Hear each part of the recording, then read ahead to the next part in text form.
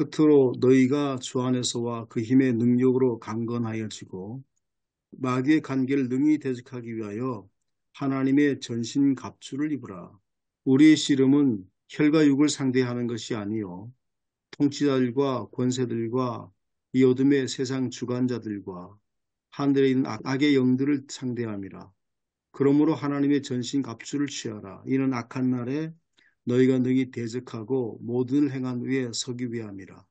그런즉 서서 진리로 너희 허리띠를 띠고 의의 호심경을 붙이고 평안의 복음이 준비한 것으로 신을 신고 모든 것 위에 믿음의 방패를 가지고 이로써 능히 악한 자의 모든 불화살을 소멸하고 구원의 투구와 성령의 검 곧 하나님의 말씀을 가지라. 모든 기도와 간구를 하되 항상 성령 안에서 기도하고 이를 알게 구하기를 항상 힘쓰며 여러 성도를 위하여 구하라. 또 나를 위하여 구할 것은 내게 말씀을 주사 나로 입을 열어 복음의 비밀을 담대히 알리게 하옵소서 할 것이니 이를 위하여 내가 쇠사슬에 매인 사신이 된 것은 나로 이 일에 당연히 할 말을 담대히 하게 하려 하심이라. 아멘. 음. 하나님의 전신갑주를 입고서라. 에베소서 6장 10절부터 20절입니다. 역사적, 문학적으로 본문 읽기, 본문의 구조와 분석, 본문의 구조, 청색 부분은 제목을 다시 소제목을 뽑은 거고요.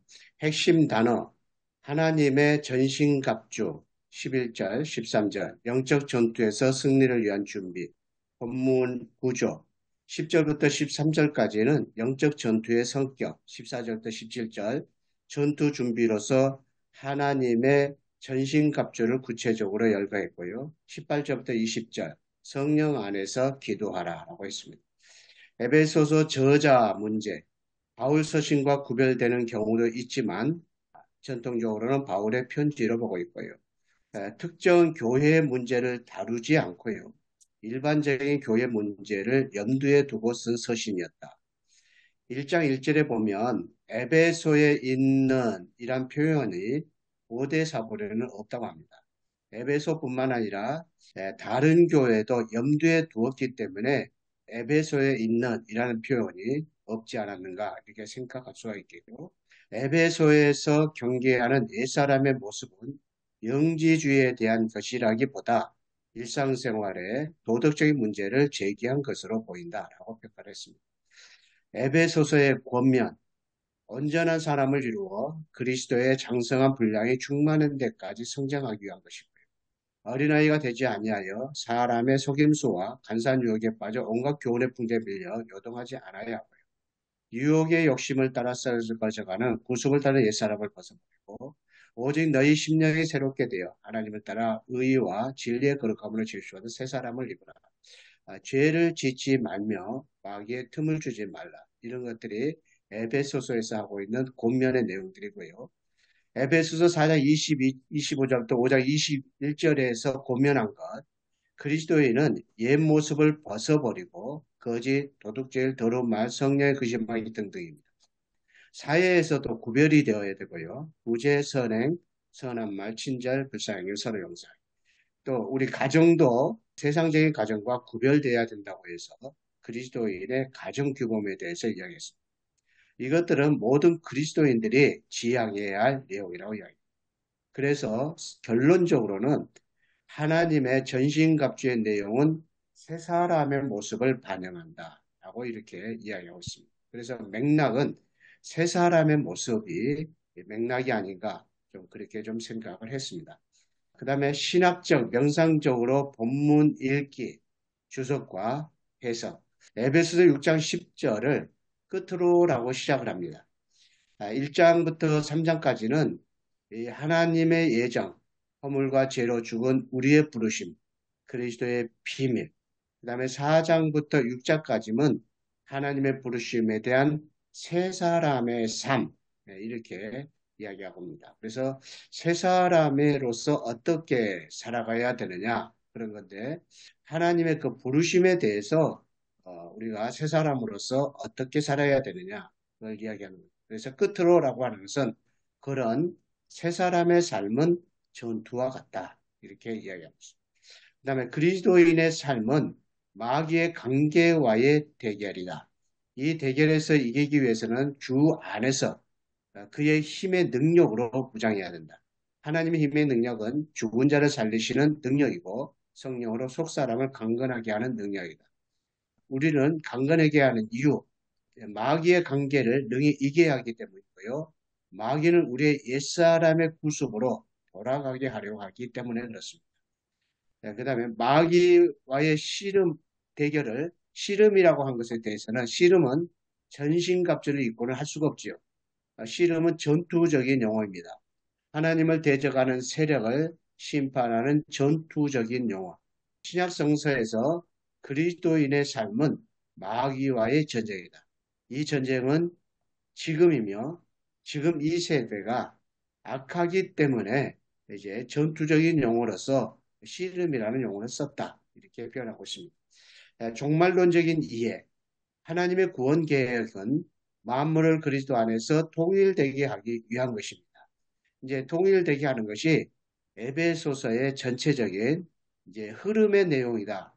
이렇게 이 대주제 속에서 한 이야기고 또 이제 제가 이야기로는 이제 바울이 만약에 쓴 것이라고 한다면은 그가 복음에 대해서 많은 고민을 했고 또 생각을 했고 그래서 이제 그게 이제 마지막에 하나의 결정체와 같은 그런 글로서 에베소서를 보기 때문에 굉장히 큰 그림 속에서 하나님 나라의 복음으로 그 큰 그림 속에서 이 종말론적인 관점에서 이 에베소서를 썼다 이렇게 생각할 수가 있습니다. 그래서 그리스도 안에서 하늘과 땅을 통일되게 하시는 것, 그것이 이제 구원 계획이고 그런 관점에서 썼고 그다음에 내가 보겠습니다.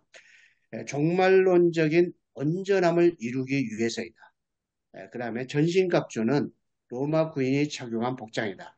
전신갑주는 종말론적 그리스도인의 삶의 전투적인 성격을 갖는다. 그래서 이제 종말론적이라는 것이 굉장히 중요한 부분이라고 봅니다.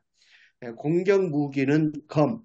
이 검은 긴 칼이 아니라 여기서는 당금이라고 해석을 했습니다. 계시록 19장 15절에 나오는 예리한 검. 이것은 긴 칼이고 하나님의 말씀이지만 에베소서 6장 17절에 하나님의 말씀이라기보다 온전한 사람이 되어 그리스도의 장성한 분량이 충만한 데 이르는 것에 주안점을 두고 있다. 하지만 그렇다고 해서 공격성이 없는 것은 아니다. 이렇게 이 부분을 우리가 생각했던 것과는 좀 다르게 주석을 했습니다. 하나님의 전신갑주에서 나오는 그 앞에 하나님의 라고 하는 의미는 마귀와 악한 영들과의 영적 전투에서 우리의 무기가 아니라 하나님에게서 나오고 하나님이 주시는 무기라고 해서 하나님의라는 말을 씌워졌습니다. 10절에 하나님의 힘의 능력으로 주시는 전신갑주를 이야기합니다. 진리, 의, 복음, 믿음, 구원, 성령은 성도가 갖추지만 하나님의 능력으로 갖춘 것이기 때문에 그렇습니다. 교리적이보다 여기는 윤리적인 성격을 띈다고 합니다. 하지만 교리적인 바탕에서 윤리적인 실천을 말하고 있다. 에베소서는 실천적인 것을 강조하기 위해서 하나님의 선택과 경륜과 비밀을 강조하므로 올바른 지식이 하나님의 전신갑주를 입게 한다고 봅니다. 구체적인 것들, 평안의 복음과 신발이라고 하는 의미는 복음의 내용을 평안으로 언급해서 하나님과 평안을 이루고 유대인과 이방인이 평안을 이루고 성도를 하나로 매는 역할을 한다. 신발을 복음을 전파하여 악한 영들을 대적하는 공격적 성격을 가진다. 믿음의 방패, 악한 자의 모든 불화살을 소멸시키고 믿음으로 구원받으며 믿음으로 담대함과 확신을 갖고 하나님께 나아가고 믿음으로 그리스도의 장성 분량에까지 이른다. 성령의 검, 긴 칼은 아니지만 성령께서 하나님의 말씀을 믿게 하고 구원을 보증해주고 성령이 말씀으로 깨끗하게 해서 거룩하게 한다. 그래서 성령은 말씀으로 더 굳게 세우기도 하고 마귀의 관계와 악한 영들의 공격을 물리친다. 마지막 부분 이제 기도하라. 기도는 전투 장비는 아니지만 기도를 통해 전투 장비를 활용할 수 있다고 본다. 자신만을 위해서가 아니라 모든 성도들을 위해 기도해야 한다. 영적 종투는 개별적인 것이지만 교회 공동체가 연대적으로 수행해야 하는 것이다. 교회가 함께 지어져 가고 하나 되기 위해서 기도해야 한다. 3번 본문의 신학적 메시지와 설교 주제, 설교 구성을 위한 제안. 21세기에도 모든 그리스도인은 영적 전투를 해야 하기 때문에 하나님의 전신갑주를 입으라라는 제목으로 설교를 하면 좋을 것으로 보인다.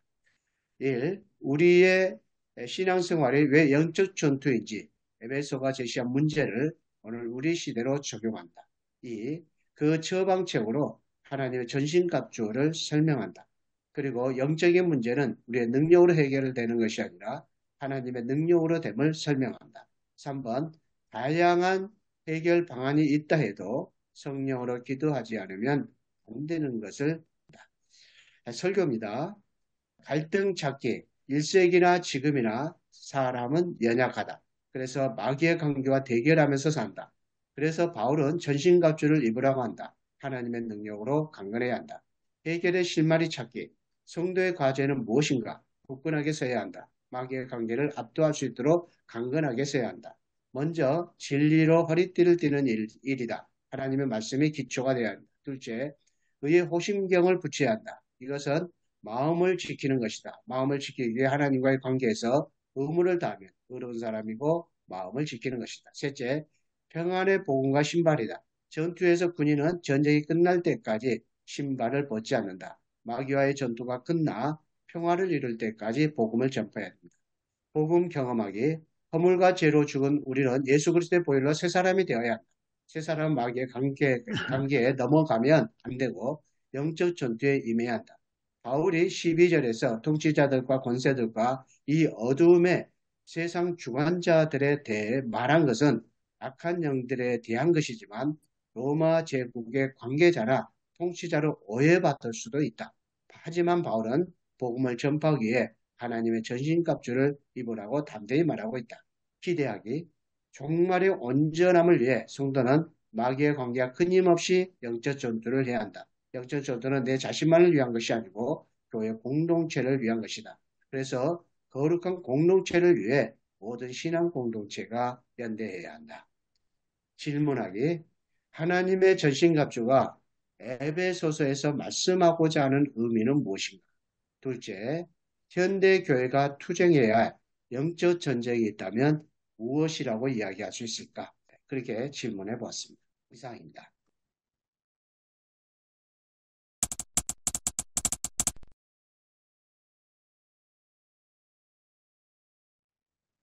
바울이 그러면 하나님의 정신갑주를 취하라고 한 그 이유가 뭔지 한번 목사님들 정리가 되셨으면 좀 이야기를 해주셨으면 좋겠습니다. 방금 발전하셨듯이 정리를 하신 것처럼 세 사람의 모습으로서 전신갑주의 아닙니까, 목사님? 목사님 발제 그렇게 하신 거. 예, 예. 내용은 이제 새 사람으로 살아야 된다. 예, 그걸 이야기하는 것 같아요. 근데 이제 제가 이제 그 질문을 던져본 것은 사실상 이제 그 에베소서는 하늘과 땅의 대분열을 통합하는 메시지로 전하고 있는 내용이라고 제가 이렇게 이해를 하거든요. 그 최근에 그 이영기 교수님이 바울과 마가의 복음과 하나님의 나라 책을 쓰셨는데 거기에 이제 에베소서에 보게 되면은 옛날 박수함 교수님 하셨던 이야기를 하시면서 하늘과 땅의 그 대분열을 그 통합하는 메시지로서 이렇게 했고 특히 이제 그 마귀와의 전쟁 그 문제를 다루고 있고 그래서 이제 이 통일을 위해서 교회를 도구로 사용하고 계신다. 예, 그렇게 이야기했습니다. 교회를 도구로 사용하는데 그 교회가 도구로 이제 그 우리가 지난번에 이제 에베소 4장에서 설교하지 않았습니까? 그래서 교회가 하나됨 또 교회의 그 다양성 그걸 이야기했는데 교회의 그 하나됨, 교회의 다양성 그것들은 이제 우주적 통일을 위한 도구로서 교회가 쓰여지고 있는 교회가 세워졌고 교회가 그 도구로 쓰임을 받고 있다. 그래서 그런 역할을 하기 위해서 그런 의미가 있다. 저는 이제 좀 그렇게 또 이해를 하고 받아들였습니다. 제대로 했는지 모르겠지만. 이제 그런 관점에서 보았을 때에 이 하나님의 전신갑주가 제가 이 질문을 하기까지는 제대로 이해를 다 못했었어요. 근데 이제 하나님의 그 창세 전에부터 우리를 계획하셨잖아요. 계획하셨다. 그것부터 이제 1장부터 시작을 하고 있고, 또 이제 6장에 와서 이제 하나님 전신갑주를 입으라 라고 했는데, 이제 그것이 이제 그 새 사람으로서의 삶을 어, 이야기한 것이라는 걸 제가 이제 연결시켜 보기가 좀 많이 좀 어려웠던 부분이어가지고, 또 그 이유가 무엇인가, 그 질문을 한번 던져봤던 그런 내용이기도 합니다. 그래서 단편적으로 이 본문만 딱 끄집어내게 되게 되면은 또 이 본문의 맥락에 맞춰서 잘 설교도 할 수가 있겠지만, 전체적인 그 저자의 생각의 구조 속에서 이 하나님의 전신갑주를 입어라 라고 이렇게 하는 걸 생각해 보게 되면은 좀 저로서도 조금 이제 분명히 더 닿으면 참 좋겠는데, 그런 생각이 좀 들어서 이 질문을 던져보았던 그런 내용입니다. 저도 잘 모르겠어요. 음, 그래서 그런 이야기도 했더라고요. 이 김종열 목사님이 말씀하시기를 이 본부는 칼빈이 하는 길을 투쟁하는 교회다. 이렇게 이야기를 했습니다. 투쟁하는 교회. 이 교회가 이제 어떻게 보게 되면 아까 큰 주제로 생각한다고 한다면, 이제 이제 그 악한 마귀와의 이제 그 싸움이 있지 않습니까? 그래서 그걸 위해서 교회가 우리가 지금 투쟁해야 될 것이 뭔지.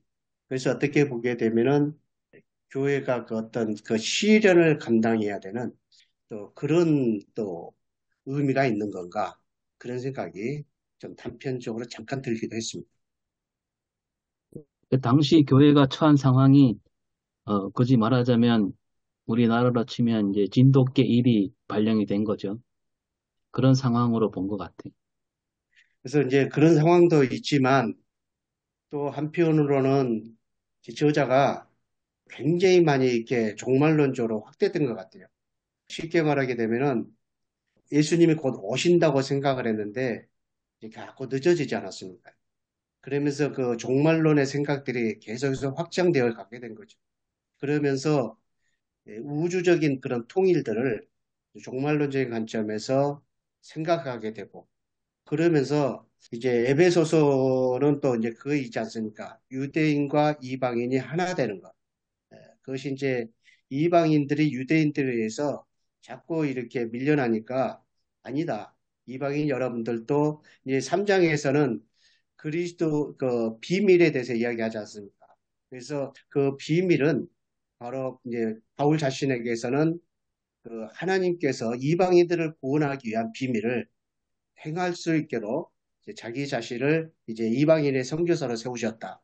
그런 이제 비밀을 밝히셨다라고 하는 이제 그런 이야기를 에베소서 3장에서 지금 하고 있는데요. 그래서 유대인과 이방인들을 더 하나 되기 위한 메시지로 또 그것이 바로 이제 종말론적인 메시지로 그렇게 전체적인 흐름을 본 것이 아닌가 그런 관점에서 생각해 봅니다. 일단 제가 질문을 저도 정리가 안 된 상태에서 했기 때문에 조금 좀 분위기 좀 바꿨으면 좋겠어요. 네. 아, 도움이 될려니 모르겠어요. 저는 이렇게 생각하면 어떨까 싶었습니다. 지금 이 에베소 교회 자체가 완전히 도시 전체가 기독교화된 것도 아니고 어떻게 보면 그리스도인이 소수로서 이방 문화 속에서 살아가고 있지 않습니까? 그런 관점에서 본다면 그 그리스도인들이 정체성을 지키면서 하나님 나라까지 가는 그 과정의 여정이 오늘 이 에베소 바울 입장은 마치 영적인 싸움을 하는 그런 모습이 아닐까. 그리고 아까 그 투쟁하는 교회 이야기 하셨는데 제가 아마 그쪽이 영국 쪽이었던 것 같습니다. 그쪽에서 나왔던 그 개념인데 그러니까 지금 현재 이 지상의 교회를 투쟁하는 교회를 보고 그 승리한 교회는 이제 믿음의 싸움을 끝까지 다 싸우고 난 뒤에 그러니까 돌아가신 분들, 하나님 품에 안긴 그런 분들을 승리한 교회 이렇게 구분을 하는 걸 봤거든요. 그래서 지금 이 땅에서 삶은 모든 그리스도인들의 삶은 하나님 나라를 향해서 나아가는 하나의 영적인 싸움의 그런 과정이 놓여 있다. 그렇게 보면 어떨까 싶습니다. 그런데 이제 투쟁하는 교회라고 이렇게 하고 투쟁은 영적 싸움이라고 이야기하면 싸움에는 보통 이제 적대자들 있지 않습니까? 근데 오늘 성경 본문에 보면 좀 흥미롭다 그럴까요? 한 것들이 통치자들, 권세들하고 어둠의 세상 주권자들, 하늘에 있는 악의 영들 이렇게 적을 규정을 하거든요. 그 뒤에 두 개는 의미나 내용상으로도 명확하게 부정적인 의미가 들어가 있는데 앞에 이분은 통치자들, 권세들 그러면 조금 중립적인 용어인데 왜 이 부류들을 적으로 규정을 했을까? 그런 이제 의아심도 생깁니다. 교회를 박해하고 핍박을 하는 쪽이었나? 그런 생각도 들기도 하고요. 이영기 교수님께서 그 에베소서가 제일 어렵다고 그렇게 이야기하시더라고요. 근데 이때 시대로 거슬러 올라가면 우리 기독교 세력은 사실 아주 작잖아요.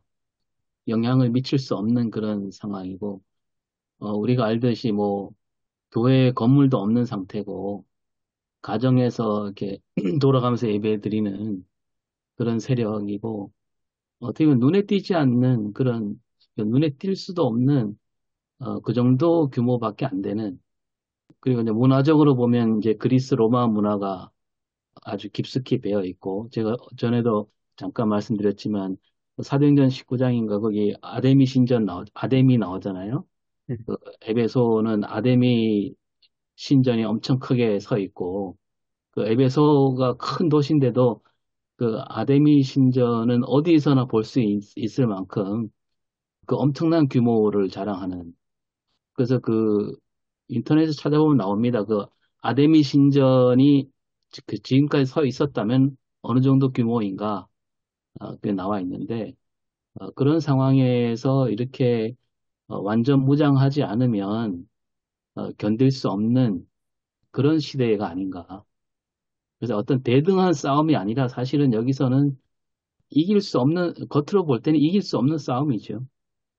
이제 에베소서가 이제 당시에는 우리나라 같으면 경주 같은 것이 아니겠습니까?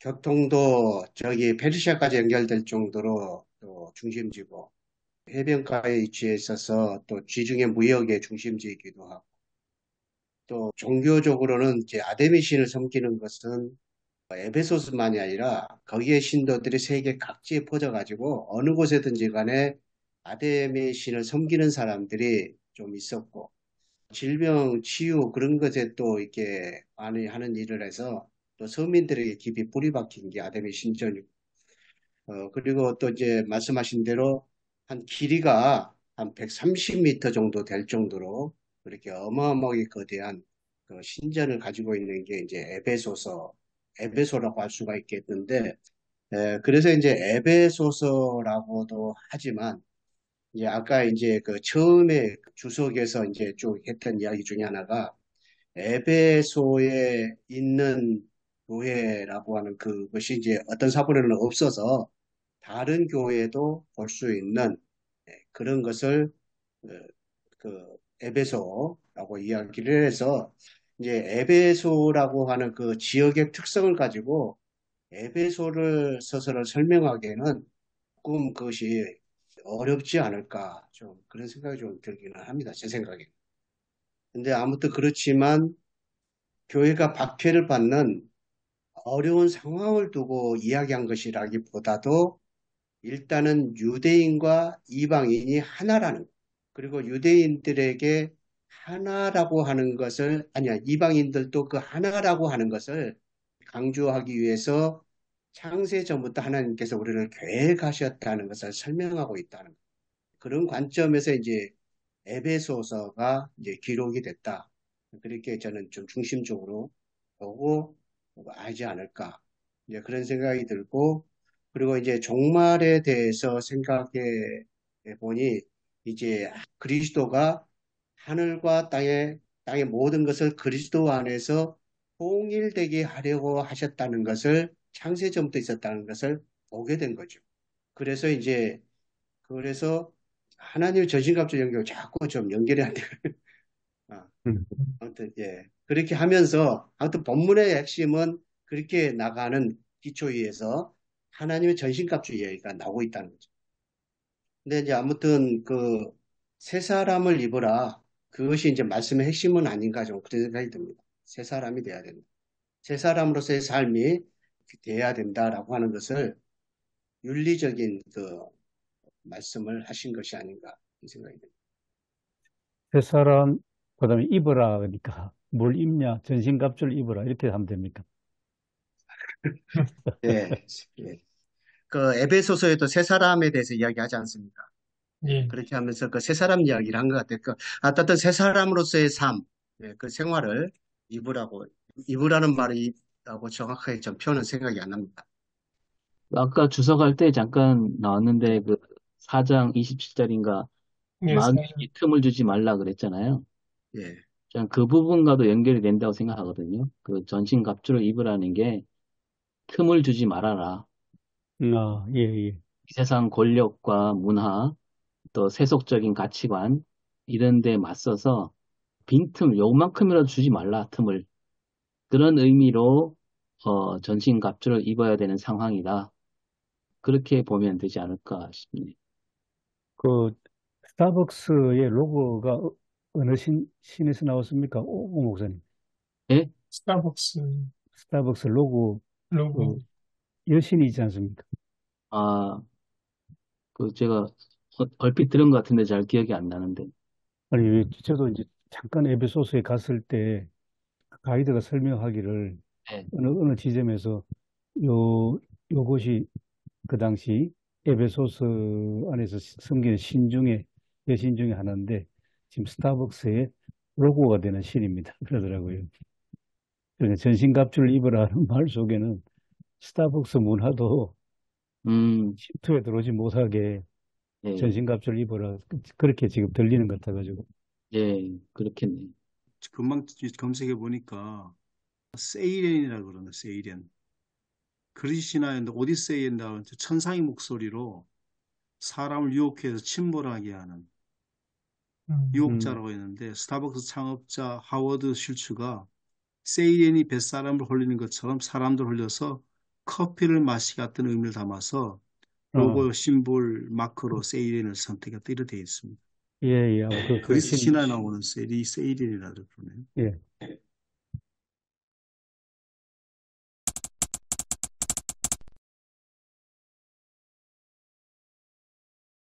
아무튼 우리가 이제 물론 한국 상황은 지금 한 전쟁 상황이잖아요. 휴전 상황이잖아요.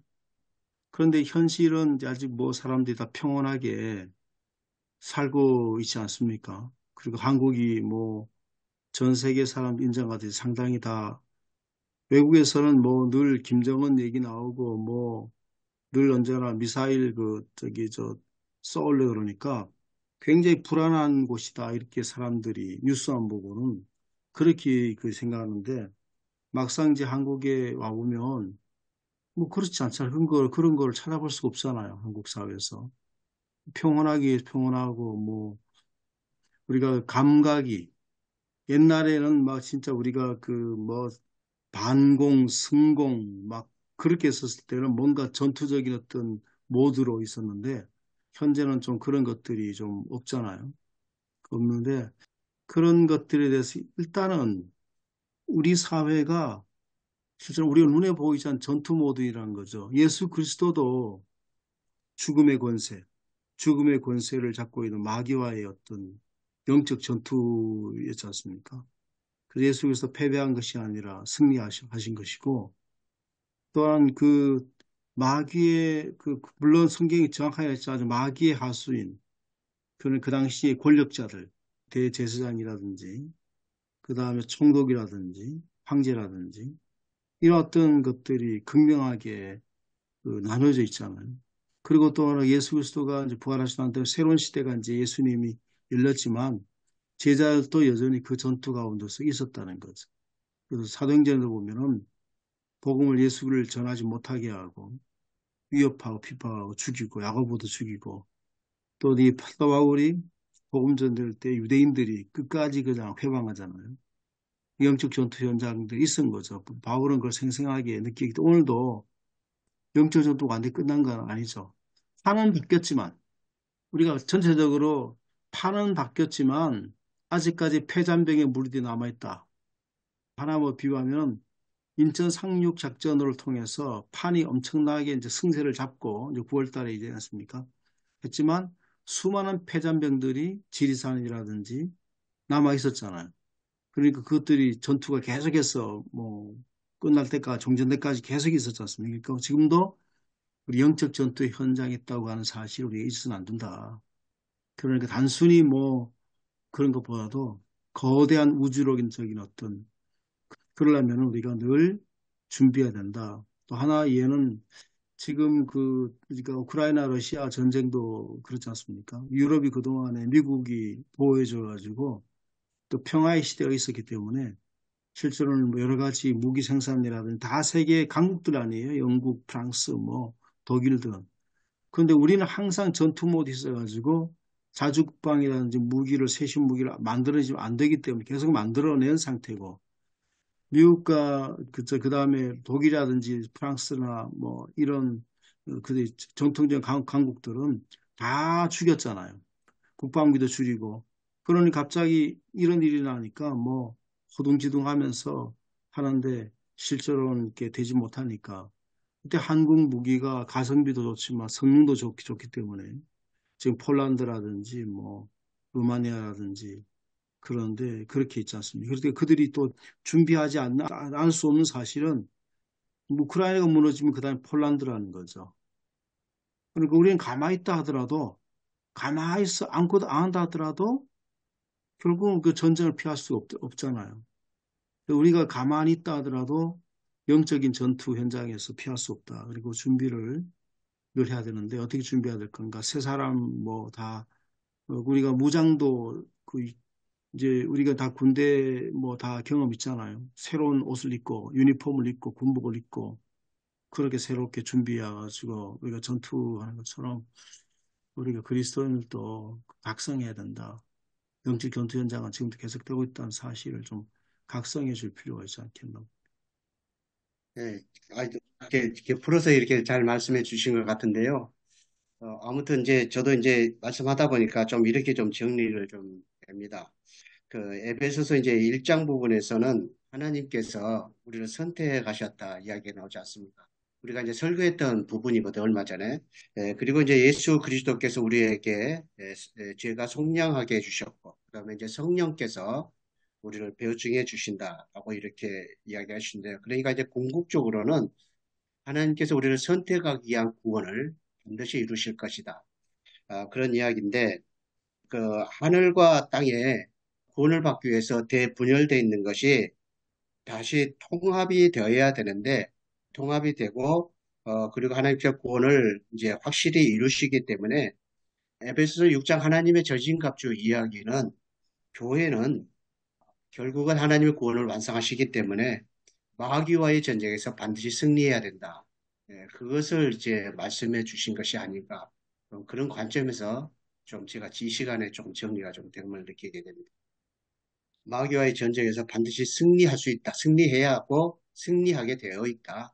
그것을 위해서 교회가 이제 하나님의 전신갑주로서의 삶을 살 것을 이야기한 것이 아닌가 하겠습니다. 뭐 그리스도께서 큰 전쟁에서는 이겼는데 천 목사님 말씀 전통적으로 우리가 이해하는 하나님 나라 이해했습니다. 그리스도께서는 큰 전쟁 이겼는데 이제 그래도 아직도 패잔병들이 남아 있어가지고 예, 그 패잔병들을 소탕하는 그런 이제 전투들 그 전투들을 위해서 전신갑주를 입어라. 예, 그런 맥락으로 이해하면 되지 않을까 하는 생각이 들었습니다. 지난번에 저희들이 에베소서 4장 이 설교 어떤 그 내용하고 또 연결되면 이 내용에서는 보면 그리스도인들이 예수 그리스도의 충만한 경지까지 자라가야 된다. 그렇죠? 뭐 개혁개정판은 장성한 분량까지 자라가야 된다는 그 이야기가 나오거든요. 그 이야기 바로 다음 절에 나오는 이야기가 더 이상 어린아이 같이 되지 말고 세 번째 성경에 보면 인간의 속임수나 간견, 술수, 기혼의 풍조에 흔들리거나 밀려다니지 말라는 이야기 나오거든요.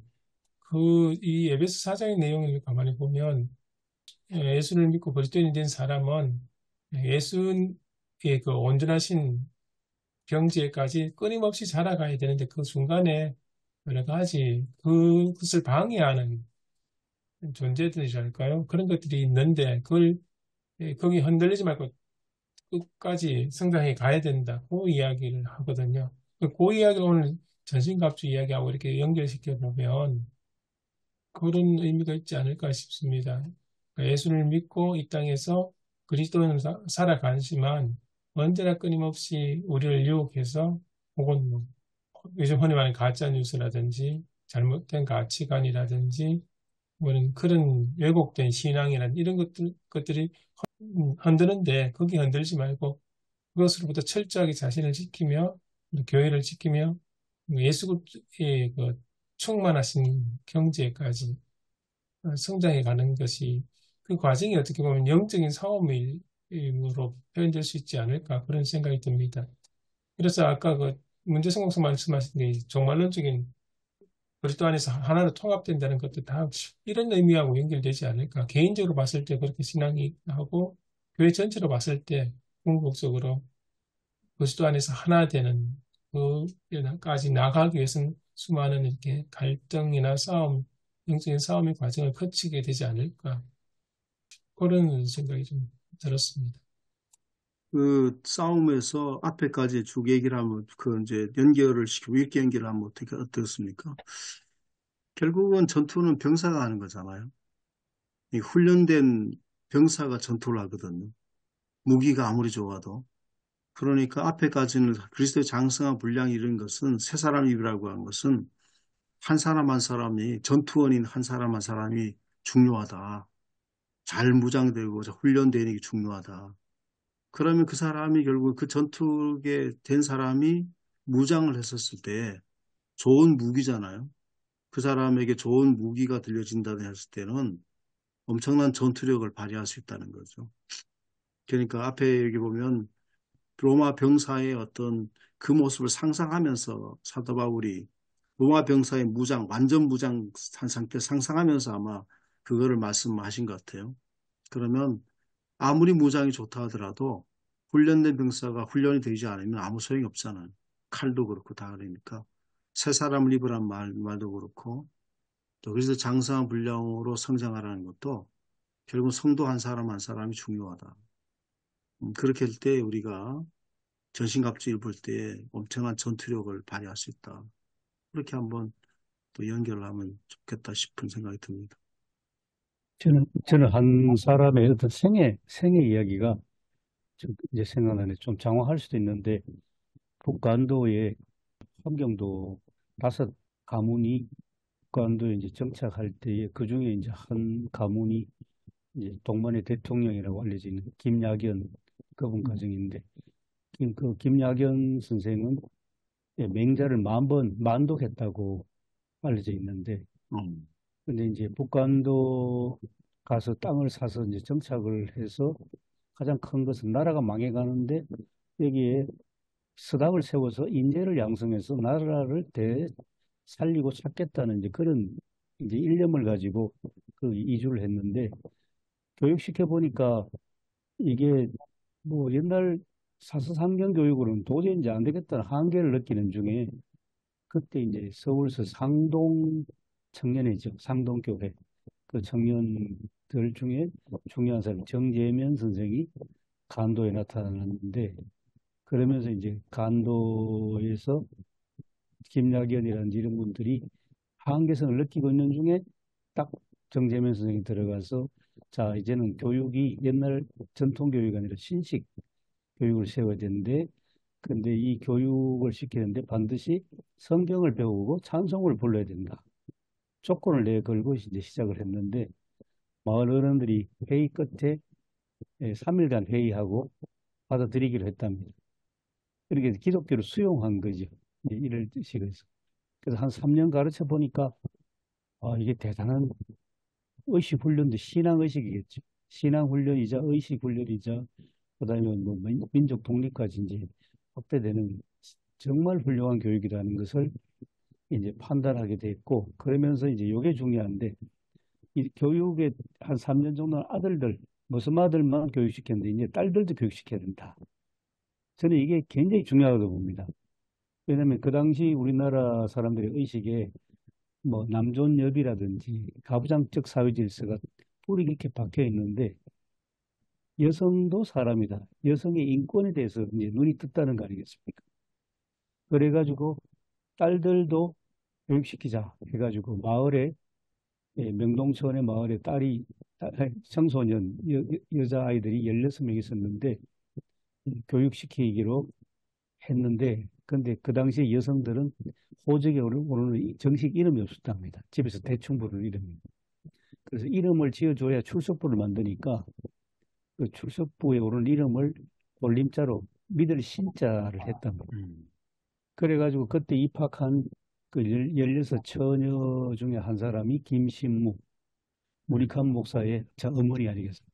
그래서 이제 평생 문재린 목사, 김신무 여사 두 사람의 살아온 족적을 보면 정말 그 두 분 부부가 참 서로가 존경하는 인격체로서 살아온 걸 보면, 야, 저런 인격 형성은 복음으로, 제 해석입니다. 복음으로만 가능하겠구나.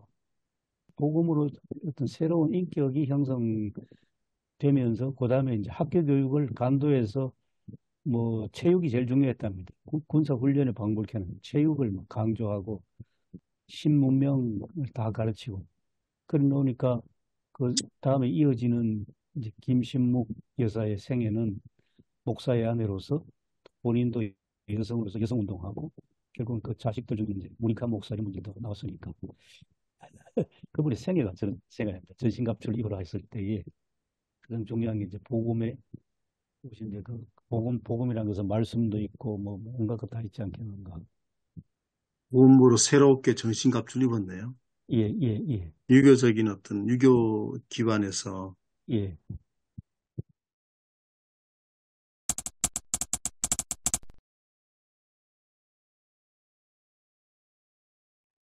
우리가 옛날에 그 60, 70년대, 80년대는 교인들이 상당히 뭔가 막, 물론 생활 자체도 어렵고, 뭔가 또 사회적, 국가적으로도 뭔가 해보자라고 하는 것, 의욕이 있었고, 교회도 정말 있었잖아요.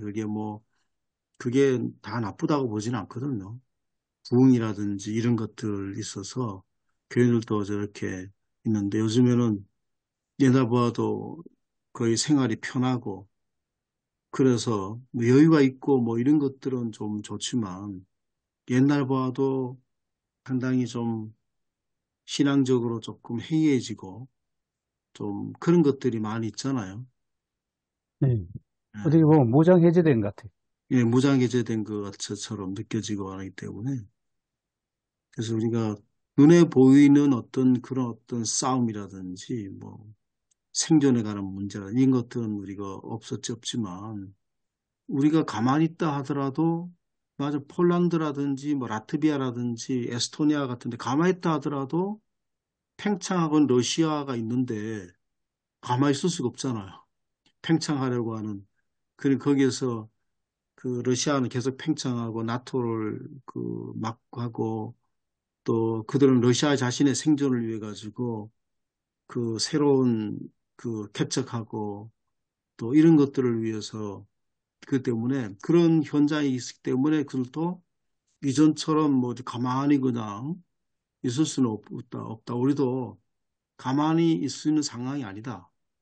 그 눈으로 아무것도 보이지 않고 편안하게 될지라도 현재는 아주 우리도 굉장히 보이지 않는 그 영적 전투 현장에 있다라고 하는 거를 경각심을 좀 이렇게 줄 필요가 있지 않나 봅니다. 그 주제로 들어가면 굉장히 심각한 것 같습니다. 우리 상황이 여러 가지 일본하고 관계도 그렇고. 뭐 이게 적절한 얘기가 될지 모르겠지만 그 박정희가 대통령이 된 다음에 반공을 국시로 삼았잖아요. 반공, 멸공. 우리 뭐 운동회 때, 가을 운동회 때도 뜨면서 하는 구호가 멸공통일이잖아요. 멸공통일. 예.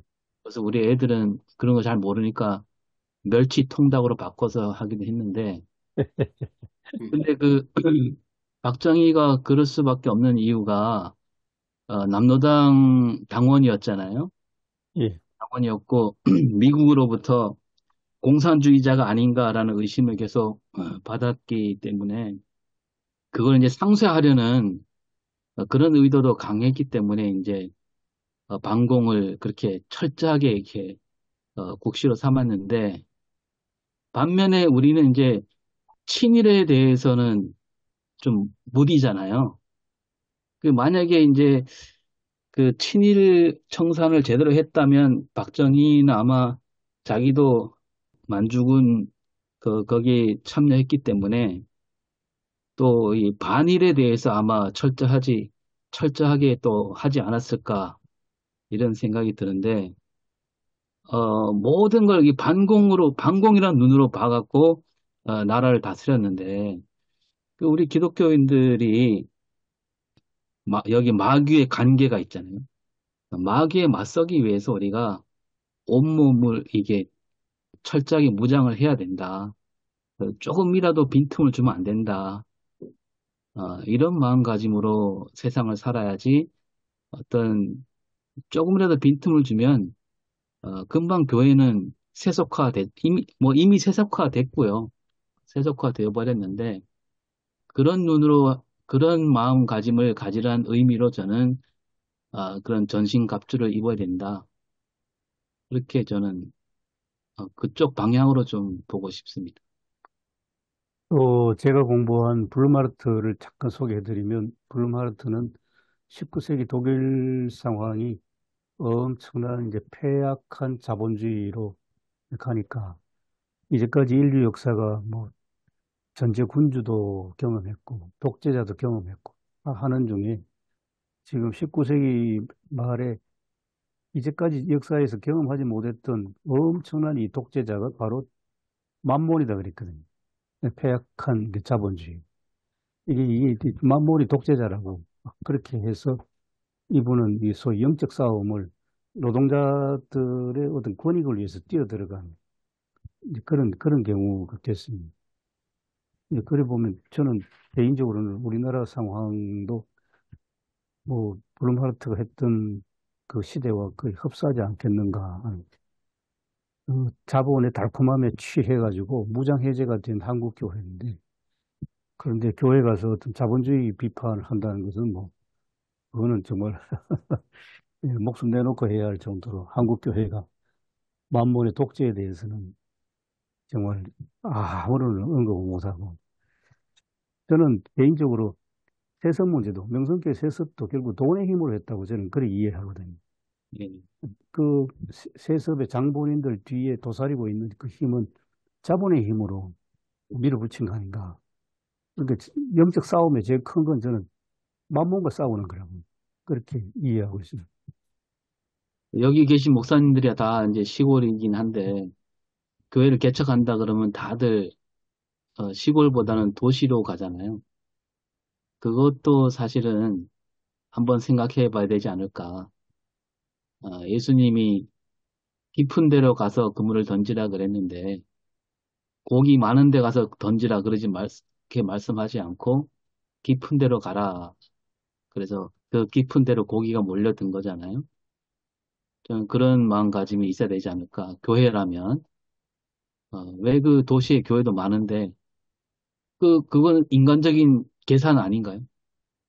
지금 이 나라를 전체를 보면 도시 집중화 때문에 나라 전체가 지금 수렁으로 빠지고 있는데 교회만큼은 그렇게 하지 않도록 해야 되지 않나. 교수님 말씀대로 만몬주의, 이 자본주의를 에 대해서 조금이라도 빈틈을 주지 않아야 되지 않나. 그래 보면 이제 오늘날 자본주의 시대 이전에 우리나라 중에 바로 이제 호남 광주에 지난 겨울에 가니까 최흥종 목사님의 어떤 기념관이 설치됐는데 최흥종 목사님 전기를 봐도 그 예수 믿을 그 무렵에 자기 집에 그 넓은 땅을 한센병 환자들 위해서 내주고 하는 그런 과정을 거치면서 그러면서 이제 그들을 끌어안고 그렇게 지나가면서 이제 목사님이 되시고 3.1 운동 뭐 이런 과정을 거치니까 이게 이제 광주에서 엄청난 이제 소위 복음의 운동이 일어난 걸 볼 때에 우리나라 교회에서 엄청난 인물들이 참 우리에게 좋은 본을 보여주셨는데 어쩌다가 한국교회가 뭐 대형교회 쪽으로 자꾸 가다 보니까 지금 세석까지 가서 교회가 지금 완전히 망가지는 그렇게 됐을까 좀 통탄스럽기도 한 그런 심정이. 그 얼마 전에 저희 그 옆에 그 손죽도라는 섬에 교회가 비었는데 이 올바른 세상이라면 거기에 막 지원자가 몰려들어야 되지 않겠습니까? 그 특히 막 박사학위 받은 분들이 막 들어오려고 애를 써야지. 그게 정상 아닌가요? 우리 교회로서는? 근데 제가 몇몇 사람들한테 얘기를 했더니 전혀 반응이 없더라고요. 아무도 안 갑니까? 예. 그 전신갑주를 입지 않으니까 안 오는 거죠.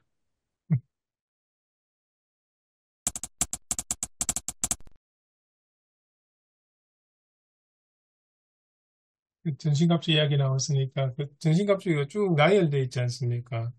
진리, 허리띠, 뭐 오해, 무신경 쭉 여기에 대한 설명도가 많을 것 같은데 제가 그 최레이 성경 해설을 보면 간략하게 돼 있어서 한번 제가 한번 읽어드리겠습니다. 전신갑주는 하나님의 영을 통해 믿는 사람들 안에 사시는 하나님의 능력이다. 또 복음의 진리이며 복음에 걸맞는 생각이나 말과 행동이다. 또 예수님의 죽음을 통해 믿는 사람들에게 선물로 주어진 의이다. 믿는 사람들의 행동은 이 의에 걸맞아야 한다. 또 평안의 복음을 위해 나서서 정언할 수 있는 준비이다. 하나님과 하나님이 보내신 메시아의 위대하심에 대한 믿음이며 지금 이미 그들에게 약속하신 보호와 함께 마지막 때의 구원이다. 마지막으로 전신갑주는 하나님의 말씀 곧 유대인들의 성서이다. 하나님은 성서를 통해 친히 말씀하신다. 제가 보니까 조금 굉장히 상대적으로 짧지만 간략하게 우리 성도님들한테 이야기해도 쉽게 이해할 수 있는 그런 내용으로 정리가 되는 것 같아요. 그래서 한번 드렸습니다. 근데 그 뒤에 이어지는 내용을 쭉 보면 사실 이 전신갑주 자체가 하나님의 능력이란 우리의 능력이라기보다 하나님 주신 능력이라는 관점으로 이야기를 설명이 되는 것 같아요. 오늘 성경 주석에도 보면 하나님의 전신갑주이기도 했죠. 그래서 그 하나님의라는 소유격 이야기를 하면서 이 전신갑주라는 것이 우리의 어떤 특별한 능력이나 재능이나 뭐 의지가 아니고 하나님께서 주신 것이다. 하나님부터 오는 것이다. 그렇게 설명을 해 놓으셨더라고요. 네, 새 한글 성경에도 11절에 그렇게 해놨습니다. 하나님이 주시는 갑옷으로. 사실 잘못하면 앞에 있는 이 많은 그 전신갑주 이거 이미지들이나 상징들이 어떻게 보면 우리들이 신앙생활 잘해서 뭐 어떻게 열심히 해서 갖춰야 할 그런 것으로 왜곡돼서 이야기할 수 있을 것 같기도 합니다. 13절에도 새 한글 성경은 하나님이 주시는 무기로 하나님이 주신 계속 그렇게. 그래서 또 18절 이후에서 또 이제 기도와 간구로 계속 네. 예, 기도하라 이렇게 이야기하고 있습니다. 예, 맥락이 통하는 것 같습니다. 18절 이하. 근데 기도와 간구를 하되 항상 성령 안에서 예, 성령 안에서. 우리가 반드시 짚어야 될 것 같습니다. 네. 예, 예. 기도야 뭐 한국 교회만큼 기도 많이 하는 교회가 어디 있습니까? 근데 성령 안에서 기도하는지는 모르겠습니다. 네, 중요한 맞습니다. 이야기, 중요한 이야기. 예, 다 뭐 나와 내 가족을 위한 기도가 가장 앞서 있고 가장 간절한 기도가 그런 기도잖아요. 저기 누가복음 11장에서도 예수님께서 이제 기도에 대해서 가르쳐 주시면서 마지막에 우리들이 구해야 할 최고로 중요한 것은 성령이다. 성령을 구하라. 그렇게 이야기하지 않았습니까? 성령을 구하지 않고는 안 되니까 성령을 구해야 되고 성령 안에서 기도해야 돼. 그런 것 같습니다. 그러니까 사도행전 1장 8절하고도 맞닿는 것 같습니다. 성령이 임하시면 권능을 받고 예수의 증인이 됩니다. 저는 교인들한테 얘기할 때 이런 얘기 자주 합니다. 어떤 어려움이 생겼을 때 바로 기도하지 말라고. 그 기도 제목도 자기가 정하지 말라고. 어려움이 예, 생기면 그거 갖고 와서 하나님 앞에서 이럴 때 내가 어떻게 기도해야 되는가. 그거부터 구하라고. 그러니까 네, 바로 기도 제목을 정해갖고 그거 정한다는 것은 자기가 바라는 걸 하나님께 간구하는 거잖아요. 네, 내가 바라는 걸 들어달라. 그게 무슨 우리 기독교 기도냐. 그거는 뭐 안 믿는 사람들도 다 옛날부터 정한수 떠놓고 하는 기도하고 다를 게 없다는 거죠. 맞습니다. 여기에 여러 사람을 위해서 기도하라. 세번역에는 모든 성도를 위하여서 간구하라. 그렇게 있거든. 그래서 음, 자, 그럼 우리가 한번 아무리 무장이 잘 되어 있는 완전 무장을 한 병사랄지라도 혼자 나가면 절대로 전투에서 승리할 수 없잖아요. 이 분대가 되든지 소대가 되든지 중대가 되든지 각기 역할을 자기 맡은 역할들을 충실히 하지 않습니까? 보병 같은 경우는 뭐 저는 포병이는데 보병 같으면 보병은 뭐 앞에서 또 소대에 분대장이 있고 각기 화기 공용 화기가 있고 개인 화기가 있고 이런 것들이 다 있잖아요. 그 긴밀하게 움직여야 되지 혼자 무장을 했다고 해서 나가 백전백패잖아요. 그건. 그렇기 때문에 우리가 얘기된 또 설교에도 그렇죠. 마지막 부분에 조영수 목사님께서 저도 신앙 공동체 중요하다. 그처럼 혼자 절대로 승리할 수 없다. 개인이 아무리 뛰어나더라, 성도 개인이 아무리 능력이 뛰어나도 영적 전투에서는 절대 승리할 수 없다. 그 교회나든지가 함께, 그러니까 그 중보기도가 있고, 네트워크가 있고, 연합기도가 있잖아요. 개인을 위한 기도만 가지는 안 돼요. 개인이 아무리 능력이 있어 안 되고, 함께 모든 분들 다 잘해야지 않습니까? 모든 그 전투원들이 다 잘해야 되처럼 다 잘하도록 도와줘야 될 것이고, 우리가 이렇게 교회 공동체에서 우리가 모두가 함께 지금 정말 신앙의 전투력을 높여야 된다. 그래야 승리할 수 있다. 또 예, 더 중요한 거는 그가 아무리 잘 되었더라도 보급을 충분하게 받지 못하면 그거 안 되잖아요. 러시아가 그래 전투의 패배 지금 초기적 어려운 겪은 건 하나님으로부터 영적인 복을 받아야 된다. 성령 안에서 정말 음, 하나님의 능력의 보급을 받지 않으면 우리가 아무리 뭐 개인의 결단, 교회가 뭐 뛰어나고 앞에서 제 목사가 뛰어나다 할지라도 절대 영적 전투에서 승리할 수 없다. 그렇기 때문에 하나님께로부터 오시는 그러니까 하나님 무장을 시켜 주신 분도 하나님이시고 우리에게 그것을 이길 수 있게 하신 분도 하나님이시다. 음, 영적인 능력을 주셔서 우리 영적인 승리를 할 수 있다. 개인의 능력이 아니다라는 거죠. 개인의. 그래서 두 가지를 설명할 수 있을 것 같습니다. 네, 교회 공동체가 중요하겠습니다. 교회 공동체의 연합, 음, 예, 그게 예, 중, 그 다음에 하나님으로부터 오는 능력을 매일매일 보급받는 거. 보급이 끊어지면 뭐, 지잖아요. 저희 아버님이 구금포로 출신이에요. 그 양양인가 전투에서 포위가 되는데 완전히 다 끊어졌대요. 싸울 총탄도 없고. 그러니 뭐 뭘로 가 싸워요? 총탄이 있고 보급에도 있으면 싸울 텐데 아무것도 없으니까 결국 항복할 수밖에 없게 됐더라. 그래서 죽을 고생을 하시고 평양까지 포로 수용소 가셔가지고 구사일생 거의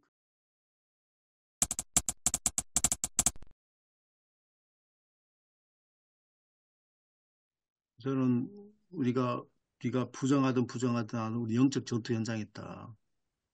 또 우리 최근에 우리 전투가 지금 현재 그 우리가 그런 상황이잖아요. 좀 피부로 느끼잖아. 옛날보다 달리. 특히 뭐 러시아 우크라이나 전쟁 또 가자 전쟁도 있고 또 현재 가장 큰 대만도 있잖아요. 예, 한국은 우리가 워낙 오래가지고 이제는 뭐 감각이 없어졌는데 지금도 또 뭐 최근 외신 보면 한국의 전쟁이 일어날 가능성이 많다 이렇게 얘기하고 있거든요. 지금요. 그렇기 때문에 그런 것들이 있기 때문에 그런 것들을 조금 잘 활용해가지고 우리는 내가 원하든 원치 않든지 간에 실제로는 전투 현장에 있다. 내가 전쟁을 안 원해도 우리 어쩔 수 없는 전쟁이 있다는 거죠. 그게 영적 전투, 우주적인 전투, 사탄과 마귀의 전투, 또한 악과의 전투, 또 이렇게 여러 가지 불공정과 이런 전투들이 그리스도인이 있다는 거죠. 그런 전투를 깨어져. 그러면 개인적으로도 우리가 이 전투 현장에서 개인 전투원으로도 우리가 무장해야 된다. 개인적이 중요하다. 그 다음에 이제 더 중요한 거는 개인만이 아니라 신앙 공동체, 또 교회의 교납하는 네트워크, 연합 공동. 지금 앞으로는 전쟁 자체가 네트워크 전쟁이잖아요. 음, 지금은 그저 개별로 무기 전쟁이 아니고 저는 군사에 대해서 제가 포병 출신이기도 하지만 굉장히 관심이 좀 있거든요. 뭐 더 좀 이상하게 들릴지 몰라도 지금 모든 것들이 유무한 복합 체계, 전투 체계가 다 네트워크입니다. 인공위성과 연결돼 가지고 또한 이 전장에도 각기 전장 상황이 옛날 다 떨어져 있는 상황이 전체가 통합되어야 승리하도록 된 전투 체계가 바뀌어져 있습니다, 지금. 예, 근데 우리도 개교회만 아니고 각 교회들이 정말 우리가 각 교회 연합해야 하고 이런 식으로 연합해야 된다. 그래야 우리 영적 전쟁에 승리할 수 있다. 그러면 우리가 힘을 되는 것이 아니라 하나님께 주시는 정말 전신갑주 믿고 하나님께 주시는 성령의 능력으로 우리가 무장해야 된다. 그렇게 한번 정리를 하면 어떻겠나 싶습니다. 저도 그 설교 제목, 뭐 주제를 할까요? 일단은 전신갑주를 입으라. 그러면서 이제 세 가지 단어가 생각이 납니다. 이게 뭐 능력, 준비, 기도. 또 이것을 조금 이제 풀어서 간다면은 하나님의 능력을 덧입어야 된다. 오늘 본문에 하나님의 능력을 덧입기 위해서는 이제 뭐 마귀와 싸우기 위해서는 여러 가지 그런 상황들을 좀 설명을 하고, 그 다음에 이제 그 준비를 좀 해야 된다. 그럼 어떤 준비냐? 그 마귀에게 빈틈을 주지 않기 위해서는 항상 그 영적인 그 진리의 그런 허리띠를 띠는 그런 준비. 그 다음에 이제 결국은 마지막에는 이제 하나 됨인데, 하나 되면 결국은 인간의 능력을 할 수 없는 것이다. 결국은 성령 안에서 기도할 수밖에 없고, 전쟁에서는 상급 부대의 그런 소통을 잘 돼야 그 예하 부대가 그 전쟁을 수월하게 하듯이, 마찬가지로 교회 공동체도 늘 하나님과의 소통. 근데 그것도 이제 내 생각이 아닌 좀 하나님의 성령 안에서 기도를 함으로써 우리가 이 영적 전투에 임해야 된다. 그래 아까도 우리 천 목사님 그 서론 부분을 얘기해 준 그것도 우리 한반도의 상황, 또 우리가 삶의 영적 전투 상황이다. 그 언급하면서 이제 마지막에 이제 그 기도의 중요성이, 이제 그것도 성령 안에서 기도해야 된다. 이렇게 설교를 잡아갈까 합니다. 이제 오목사 아까 빈틈 얘기하셨는데, 그 빈틈을 막아라? 그러면서 이태원 클래스 대사가 하나 생각났거든요. 그 주인공이 박세로이라는 서준이가 있는데, 그 대사가 지금 한 번, 지금만 한 번, 마지막으로 한 번, 또 한 번, 순간은 편해지겠지. 근데 말이야, 그 한 번들로 사람은 변하는 거야. 그래서 이거 빈틈 생각이 이 대사가 생각이 나더라고요. 그래서 어, 빈틈, 그러니까 우리가 전신갑주를 입으라는 건 계속 정말 많이 늘 설교하셨을 것 같아요. 그래서 빈틈을 주제로 하면 좋겠다. 지금 현실적, 지금 영적인 전쟁, 이렇게 지금 현실을 이야기하면서 전신갑주를 입어서 그 빈틈을 막고, 또 기도와 간구가 나오잖아요. 그래서 기도와 간구로 그 빈틈을 막는 우리의 모습이 됐으면 좋겠다. 그런 식으로 설교 준비할까 합니다. 저는 질문. 제목을 이렇게 빈틈없는 기도 이렇게 하면 어떨까? 약간 기도에 어떻게 기도해야 되는가를 얘기하면서 어떤 기도가 빈틈없는 기도인가? 이렇게 그 마귀가 간계를 부리잖아요. 그러니까 우리가 뭐 머리에 뿔 달고 막 무시무시한 방법으로 다가오는 게 마귀가 아니라 간계를 부리고 오기 때문에 그런 걸 막으려면 싸우려면 빈틈없는 그런 기도가 있어야 된다. 그런 식으로 할까 합니다. 저는 오늘 본문 제목을 그대로 하면 하나님의 전신갑주를 입고 함께 서라. 함께라고 하는 거를 조금 좀 예, 강조하면 어떻겠나 싶습니다. 네, 서라, 물론 개인적인 얘기를 했었지만 함께 서라. 교회들이 그렇게 제목을 정하면 좋겠다 싶은 생각이 드네요. 마무리해야 될 시점인데, 뭐 제가 말할 이렇게 빈틈이 없어가지고요. 중간에 끼어들지는 못했습니다. 너무 아주 좋은 말씀 많이 듣고 배웠습니다. 근데 저는 이제 병사인가 포로인가 이런 질문도 했고요. 또 항공모함인가 구조선인가 뭐 유람선인가 뭐 이런 교회론에 대한 질문도 했고 또 승리를 전제한 싸움이지만 이것은 승리주의와는 또 구별돼야 된다. 이런 생각도 했고요. 어쨌든 세 가지 맥락은 다 이미 정해져 있는 것 같습니다. 여기에 이제 첫 번째 단락, 씨름에 관한 것, 무기 없는 맨몸 씨름인가? 이런 질문.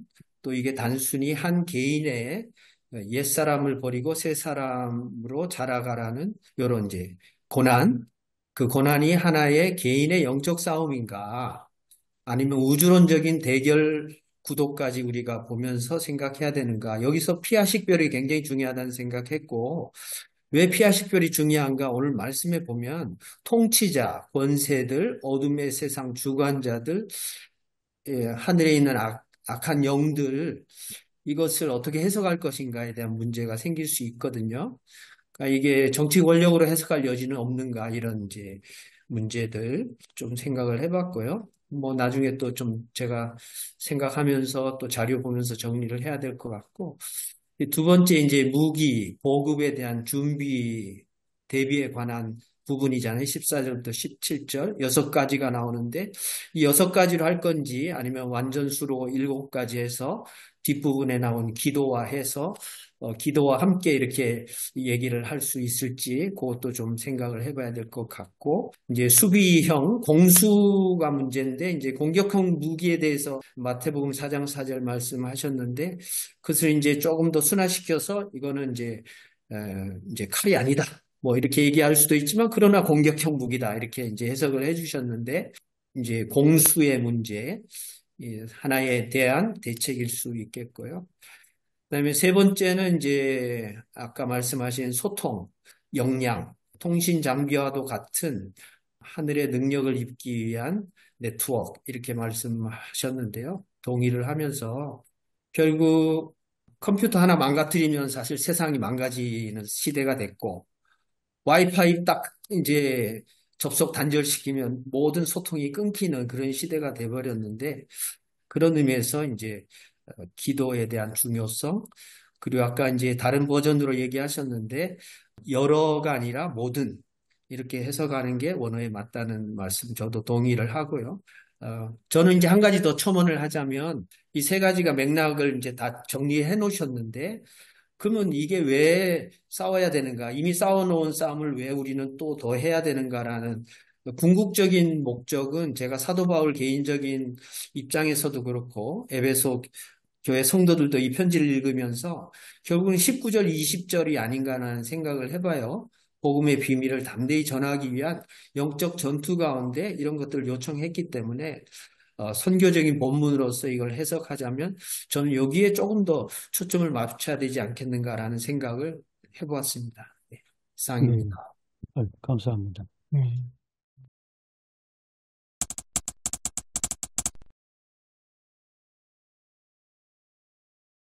하나님 아버지 고맙습니다.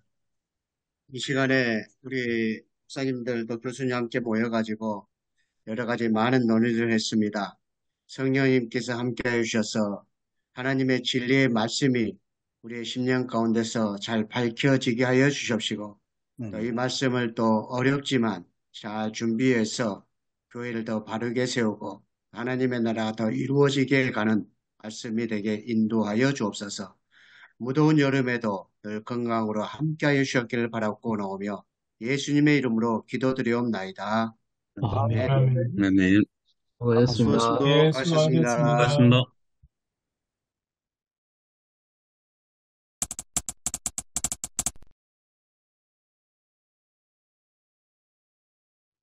저는 그 설교 제목 방향을 이제 지혜의 초청에 응답하는 삶을 살자 이렇게 말씀을 정하고 또 교인들 연령도 있기 때문에 이 도입 부분을 최대한 이제 우리 예배 강단 이런 것을 좀 쉽게 설명을 풀어서 이제 했는데 이 잠언서 9장은 잠언서 전체에 요약해 놓은 것과 같다 이렇게 교인들에게 설명을 풀어서 해드리고 그리고 이제 지혜의 어리석음을 묘사하면서 아주 일목요연하게 정리했다. 그래서 잠언서 9장은 여호와를 경외하는 것이 지혜의 근본임을 우리에게 깨우쳐 준다. 이렇게 이제 말씀을 전하면서 먼저는 이제 지혜의 부르심에 응답하는 삶을 살아야 된다.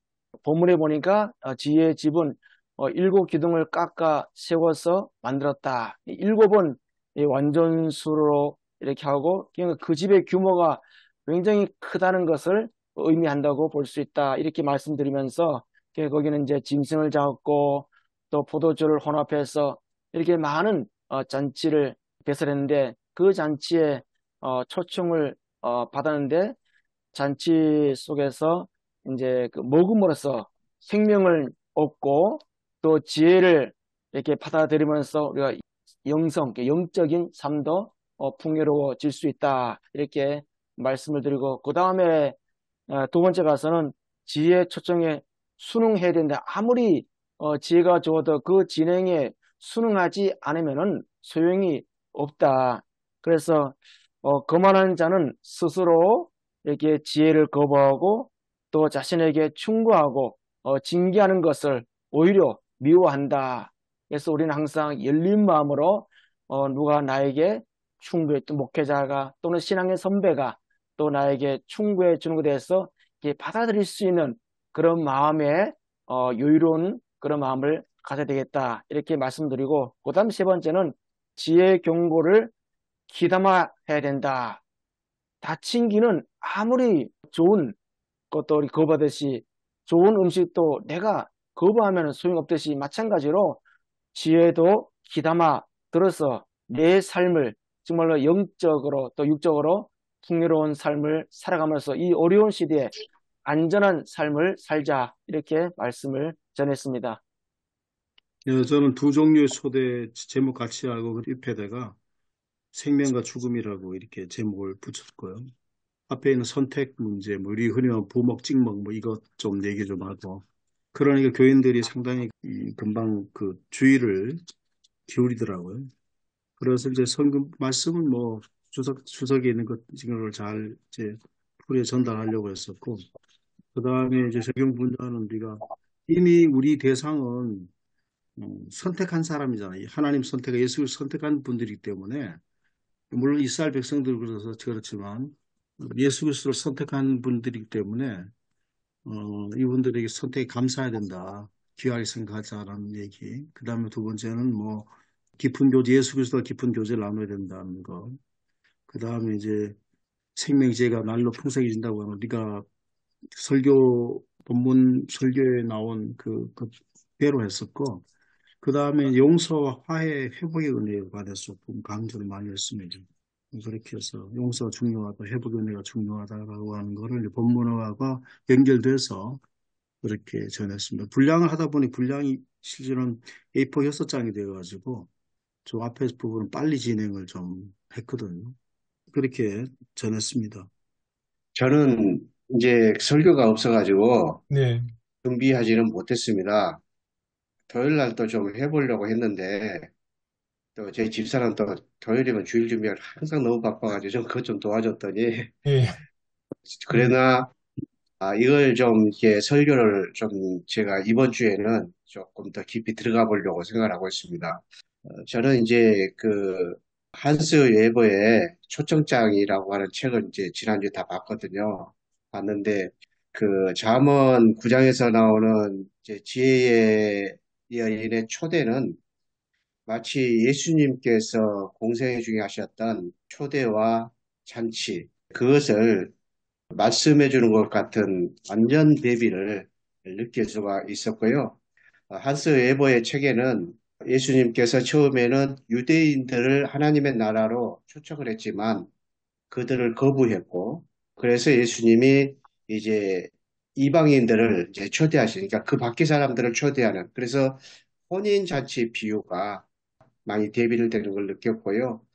그리고 또 보면은 지혜자가 종들을 보내서 하잖아요. 이 일을 초청하잖아요. 그런 것처럼 예수님도 이제 제자들을 이제 초대할 수 있도록 파송하고 부르시고 예, 그런 일을 하시는 것을 대비하신 걸 느꼈고 이제 한스웨버의 이야기를 이제 다시 한번 또 보면서 또 좀 이제 설교하려고 생각하고 있는데, 마지막에 이제 예수님께서 하늘과 땅의 모든 권세를 가시고, 그리고 모든 민족에게 이제 세례를 주고, 뭐 그렇게 말씀하신 부분이 나오잖아요. 그래서 한스웨버는 이제 그것이 바로 예수님께서의 즉위식이었고, 그건 즉위식이었고, 그리고 거기가 바로 예수님께서 말씀하신 잔치다. 그 이야기를 그 책에서 이렇게 쭉 이렇게 같이 이야기하신 것 같습니다. 그래서 저는 이제 하나님 나라의 잔치로 이 잠언의 내용들을 좀 이렇게 메시지로 만들어 가면은 이제 어떨까 좀 그런 생각이 들어서 이제 이번 주에는 좀 그걸 전 좀 준비를 좀 더 해볼까 그렇게 생각하고 있습니다.